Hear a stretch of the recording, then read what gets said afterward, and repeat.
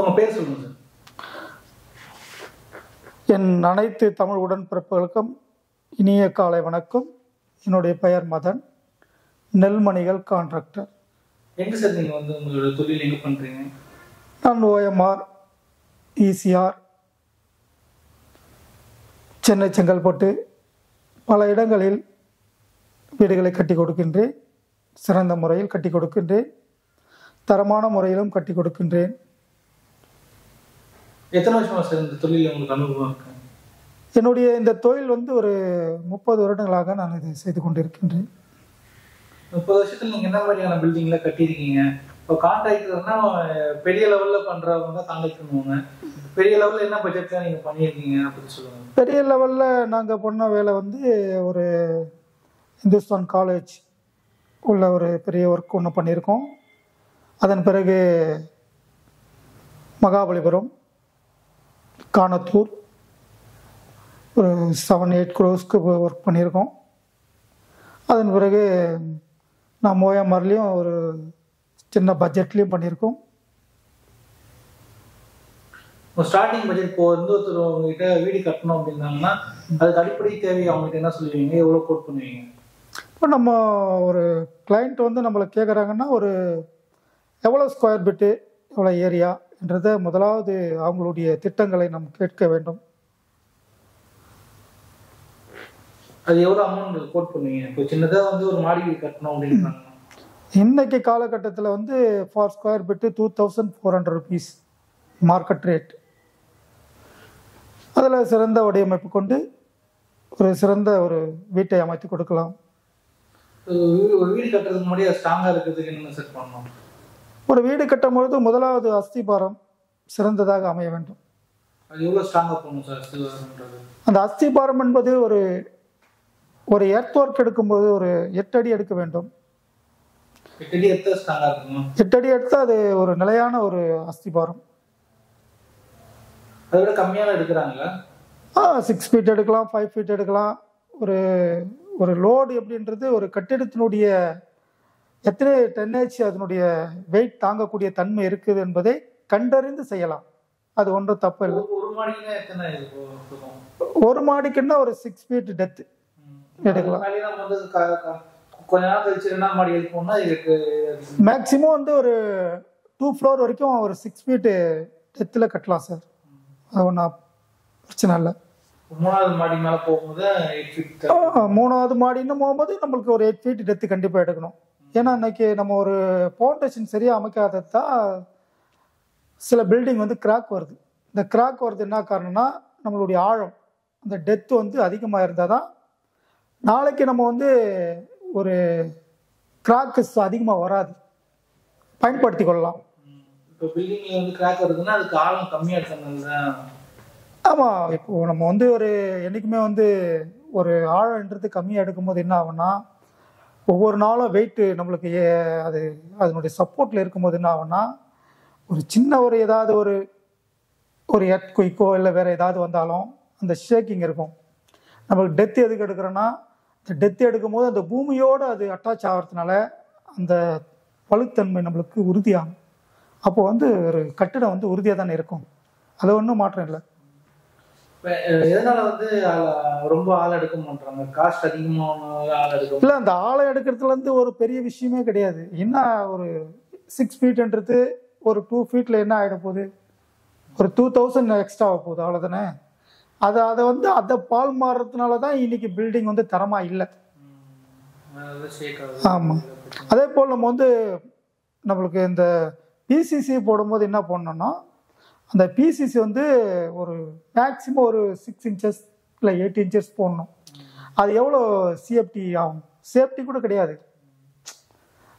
அவ்வளோ எனக்கு தெரிஞ்சு ஒரு குழிக்கு ஒரு 7 சேஃப்டி தான் வரும். அதில் என்ன ஆகிட போகுது?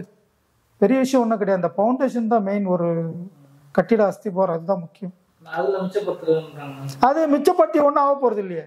நீங்கள் ஃபவுண்டேஷன் நல்லா இருந்தால் தான் அடுத்த காலகட்டத்துக்கு ஒரு ஹவுஸ் ஓனர் என்ன பண்ணுவாங்கன்னா சரி இன்னும் மேலே ஏற்றலாம், ஒரு தைரியமாக ஏற்றலாம், இதில் ஒன்றும் நம்மளுக்கு பாதிப்பு வராது, ஃபவுண்டேஷன் நல்லா இருக்குது. நீ அடியிலேயே நீ ஸ்ட்ராங் கொடுக்கலன்னா மேலே வெயிட்டை கொடுத்தா அப்போது அது அந்த பில்டிங் எப்பவுமே வந்து கிராக் வரும். அது நல்ல ஒரு அஸ்திபாரம் கிடையாது வீடு. அதுதான். இப்போ ஃபவுண்டேஷன் தோண்டிட்டீங்க, அதுக்கப்புறம் என்ன பண்ணுவீங்க? ஆமாம், ஃபவுண்டேஷன் தோண்டி பிசிசி போடணும், ஸ்டாண்ட் ஃபில்லிங் பண்ணணும். அதுக்கப்புறம் வந்து மேட் இருக்குது, டேப்பர் இருக்குது, 16 mm, 12 mm, 25 mm. அந்த ராடு வந்து நம்ம ஒரு கிளைண்ட்டுக்கு என்ன கொட்டேஷன் கொடுக்குறோமோ அந்த கொட்டேஷனுக்கு ஏற்ற மாதிரி தான் அவங்களுடைய அக்ரிமெண்ட்டுடைய வரைமுறை ஒன்று இருக்குது. நீங்கள் என்ன பண்ண போகிறீங்க, நீங்கள் எவ்வளோ அக்ரிமெண்ட்டுன்னா எந்த கம்பி போட போகிறீங்க, என்ன சிமெண்ட்டு போட போகிறீங்க, இல்லை வெற்றி போயிட்டு எல்சா கிரைனேட்டா, அதுக்கப்புறம் உங்களுக்கு வந்து வேறு என்னென்ன எல்லாருக்குமே தெரியும். ஒரு கிளைண்ட்டுக்கு வந்தால் என்னென்ன போடணும் எல்லாம் அவங்களுக்கும் விஷயம் தெரியும். அவங்க சொல்கிறதே நம்மளும் கேட்டுக்க வேண்டியது தான். அது ஏற்ற மாதிரி நம்ம அக்ரிமெண்ட் அதை நம்ம கரெக்ட் பண்ணோமோ அவங்களுக்கும் அந்த மகிழ்ச்சியாக கொடுப்பாங்க வேலை. சரி, ஒரு சரியான ஒரு கான்ட்ராக்டர் இவர் கையில் கொடுக்கலாம், சரியாக இருக்குது அப்படின்னு அவங்களுக்கு கொடுத்துருவாங்க. நம்ம எந்த வேலை எடுத்தாலும் வாய் பேச்சு பேசி வேலை எடுக்கக்கூடாது. இந்த அக்ரிமெண்ட்டில் நான் இந்தந்த பொருள் போடுறேன், இவ்வளோ டெத்து போடுறேன், இந்த கம்பி போடுறேன், இந்த மாதிரி மாடல் வரும், இந்த மாதிரி டிராயிங் வரும். அதுதான். இப்போ உங்ககிட்ட வந்தாங்கன்னா நீங்கள் எல்லா வேலையும் பண்ணிடுறீங்களா? நீங்கள் என்னென்ன பண்ணுறீங்க? இப்போ நம்ம வந்து ஃபுல் மெட்டீரியல் கான்ட்ராக்டர் அப்படி தான் சார் கொடுக்குறோம். மெட்டீரியல் கான்ட்ராக்ட்னும் போது அவங்க ஓனருக்கு என்ன திட்டங்கள் இருக்கோ அந்த திட்டத்தை நம்ம வரைமுறைப்படுத்தி அவங்களுக்கான ஆர்கிடெக்சர், டிராயிங்கு, எப்படி எப்படி டிசைனு, எந்த பக்கம் ரூமு, பெட்ரூம் இருக்குது, வாஸ்து எல்லாமே ஹவுஸ் ஓனருக்கு அவங்களே கொடுத்துருவாங்க. அந்த வாஸ்து அவங்க கொடுக்கும்போது அந்த வச்சு நம்ம அதையே ஃபாலோ பண்ணிக்கலாம். அது ஒன்றும் பெரிய விஷயம் கிடையாது. அது அவங்களுக்கு எல்லாமே விஷயம் தெரியும். இப்போது அதுபோல் நம்ம பண்ணலாம். நல்லா இருக்கும். பில்டிங் வந்து ஒரு நேர்மையாக நீட்டாக ஒரு பக்காவாக அமைச்சு கொடுக்கலாம். அது ஒன்றும் மாற்றம் இருக்காது. மக்களுக்காக தானே நம்ம இருக்கிறோம். தொழில் பண்ணுறோன்னா நம்ம எப்படி வேணாலும் சம்பாதிக்கலாம். ஒரு நல்ல வேலையை நம்ம ஒரு அமைச்சு கொடுக்குறோன்னா அவங்க ஒரு ஹவுஸ் ஓனர் ஒரு மன மகிழ்ச்சியாக இருப்பாங்க. இவர் நல்லா வேலை பண்ணுறாரு, இவர்களை கொடுக்கலாம்.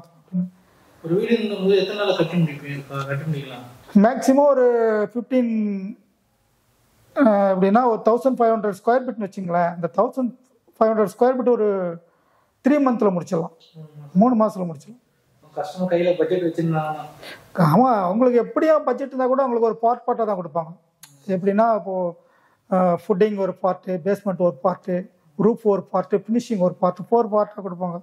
இந்த 4 பார்ட்டாக கொடுக்கும்போது என்ன ஆகுனா அதை வச்சு தான் நம்ம வந்து அவங்களுடைய வேலைகளை பூர்த்தி செய்ய முடியும். பில்டிங்கில் காஸ்ட் கம்மி பண்ணோம் அப்படின்னு என்ன பண்ணலாம்? பில்டிங்கில் வந்து தரமாவாக இருக்கணும், ஆனால் வந்து காஸ்ட்டும் கம்மி பண்ணணும். இல்லை, இப்போ வந்து நம்ம காசு கம்மி பண்ணுறது ஒன்றும் பெரிய விஷயம் கிடையாது. என்ன 100 rupees தான், இல்லை 200ன்னு வச்சுங்களேன். மேக்ஸிமம் 200 நம்ம கம்மி பண்ணோமா அந்த 200ல் என்ன ஆகிட போகுது, மேக்ஸிமம் ஒரு 2 lakhs வரும். அதை வந்து நம்ம பேரம் பேசி இந்த 200ல் நம்ம சேவ் பண்ணணும்னு நம்ம ஐடியா வைக்கக்கூடாது. இந்த பொருளை போட்டால் இந்த அமௌண்ட்டுக்கு இந்த வீடை கட்டலாம்.